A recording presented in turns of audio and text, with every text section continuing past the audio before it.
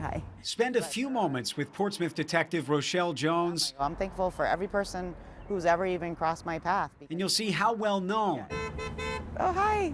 and loved she is in this community. Being born and raised here, it's like, you know. It's why she was the perfect choice when a crisis arrived. A man on the Piscataqua River Bridge threatening to jump. I was pretty scared. My heart was going pretty fast.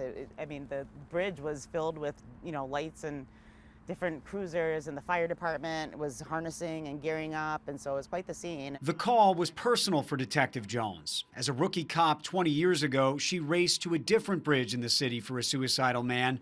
It turned out to be her friend, and he jumped before she could arrive. As I drove there and stopped and was about to get out of my car, I watched him, jump. David, 42 headquarters. So when she was asked the morning of May 5th to help a man on a bridge, she got in her car and rushed to the scene.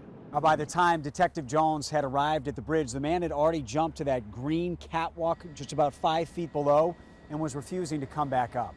They shut down the bridge in both directions, and Rochelle leaned over the railing, a 130-foot drop below, to just talk. It just came down to listening to what somebody wants and really, really listening and trying to put yourself in their shoes. He was upset about some life thing. I think it was lost the house, the job that relationships, there was a lot of things missing, for him. Rochelle listened and leaned over again to hand him a cigarette.